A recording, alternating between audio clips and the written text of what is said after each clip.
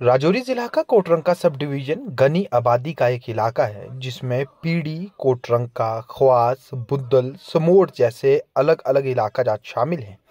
और इस पूरे इलाका की आबादी लाखों में है, जहां लोग कई जगहों पर तो दूर दराज के इलाकों में रहते हैं जहां आज तक सड़क सहूलियात दस्तयाब भी ना हो पाई हैं।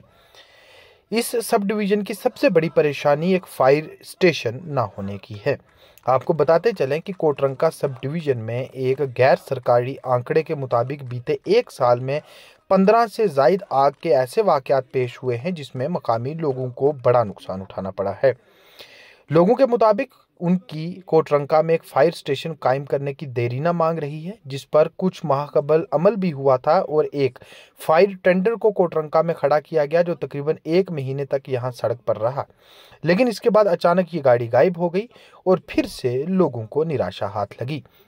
बीती रात कोटरंका मैन बाजार में आग का एक बड़ा वाकया पेश हुआ जिसमें एक बिजनेस एस्टेब्लिशमेंट जलकर राख के ढेर में तब्दील हुई, जबकि एक 3 मंजिला रेजिडेंशियल कम्प्लेक्स को भी बड़ा नुकसान पहुंचा है।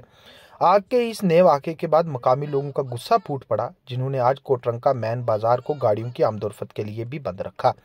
इन लोगों का कहना है कि इनके साथ नाइंसाफी की जा रही है, इनकी जिंदगी के साथ, इनके माल के साथ खिलवाड़ किया जा रहा है और इंतजामिया की तरफ से कोटरंका में एक फायर स्टेशन कायम करने की देरीना मांग को दिहाइयों से दरकिनार रखा गया है। इन लोगों का ये कहना है कि कोटरंका सब डिवीजन में जब भी आग का कोई वाकया पेश होता है तब राजौरी से फायर टेंडर बुलाया जाता है और कई बार फायर टेंडर राजौरी से यहाँ पहुँचने में 2 घंटे का वक्त ले लेता है और तब तक आग तो आग रही, राख भी ठंडी हो चुकी होती है। इन लोगों ने अगले 2 दिनों के अंदर कोटरंका में फायर स्टेशन कायम करने की मांग दोहराई, वरना कहा कि अगर ये मांग पूरी ना हुई तो लोग जबरदस्त एहतजाज पर उतरेंगे। इस एहतजाज की क़यादत पीडीपी लीडर गुफ्तार चौधरी, कबीर राथर व दीगर मकामी लोग कर रहे थे, जिनमें सुरजीत ठाकुर व दीगर नौजवान भी शामिल थे। ये इम्तियाज साहब हैं, इनके भाई की वहाँ पर कम से कम भी 20-25 लाख से ज़्यादा का वो नुकसान हुआ। आप हमें ये बताएं कि उसके लिए आपने क्या सोचा। ये ट्रेजिडी हुई है, ये हादसा हुआ है, उसके बाद ये सारे लोग बैठे हुए, 3 मंजिला वो मकान है, करोड़ों की वो प्रॉपर्टी है, उसका कितना बड़ा नुकसान हुआ, उसके लिए क्या सोचा। 2 ये चीज़ें, और फिर सबसे ज़रूरी चीज़ फायर इमरजेंसी बस। अगर यहाँ पर रात को ये हमारे डीएसपी साहब वो कंसेप्ट ना देते, ये नौजवान मेहनत ना करते, आर्मी वहाँ पर ना पहुँचती, तो फिर क्या होना था। ये तो पूरा शहर जो है वो उजड़ जाना था। अगर खुदा ना खास्ता यही आग रात को 2 बजे लग जाती, लोग सोए होते, कितना नुकसान होता, कौन इसका जिम्मेदार होता। तो है क्या इन लोगों के लिए, समझ के क्या रखा हुआ भेड़ बकरी। सिर्फ हमने सुबह उठना है, खेती बाड़ी करनी है और सो जाना। सब डिस्ट्रिक्ट है यहाँ पर, एडिशनल डीसी साहब बैठते हैं, एसपी साहब बैठते हैं, तमाम तर महकमों के एग्जीन बैठते हैं, लेकिन एक फायर इमरजेंसी बात गाड़ी यार। इन पर आप हमें बताएं, ये जिनका नुकसान हुआ है ये आपके सामने, ये अगर आपसे सेटिस्फाई हो जाते हैं तो ठीक है जनाब, हम सड़क बंद कर देंगे।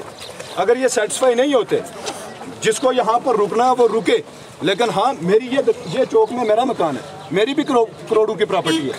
कल खुदा ना खास्ता नेचुरल कोई आग लग जाए या किसी तरीके से कोई हादसा हो जाए, इसी तरीके से इन लोगों की भी शहरों में दुकानें, उसके लिए कौन जिम्मेदार होगा।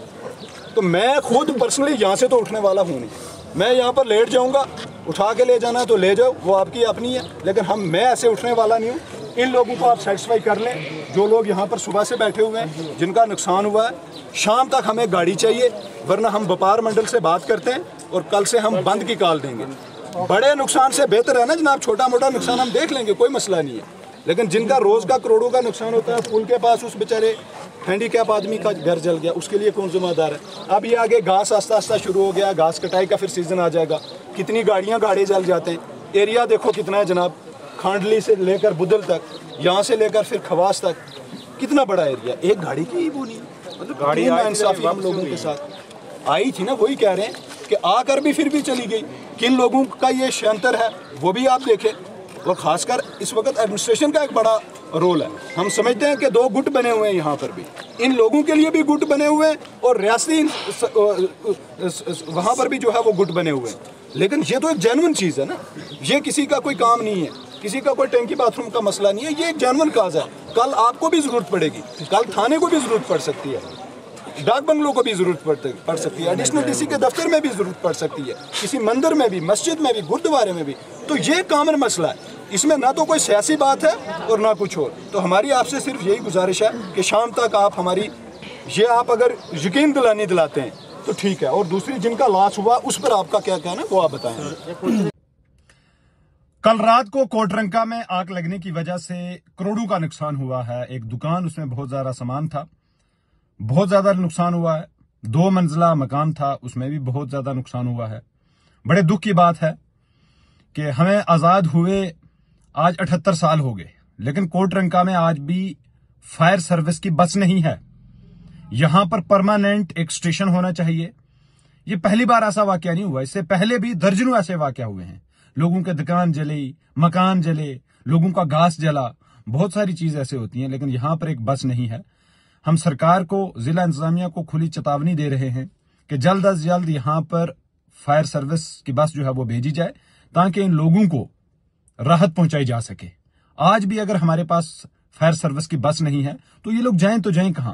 यहां पर एडिशनल डीसी बैठता है, एडिशनल एसपी बैठता है, महकमों के एग्जीन बैठते हैं, लेकिन एक बस यहां पर नहीं है फायर सर्विस की। कुछ महीने पहले यहां पर बस एक भेजी गई थी, पता नहीं किस कारण की वजह से वापस उसको ले गए। तो ये बड़ी बदकिस्मती की बात है। हम सरकार से, खासकर डिप्टी कमिश्नर राजौरी से ये गुजारिश करते हैं कि फौरन यहां पर बस भेजी जाए ताकि इन लोगों को राहत पहुंचाई जा सके। ये एक बहुत बड़ा क्राइसिस है और लोगों की एक जेन्युइन डिमांड है।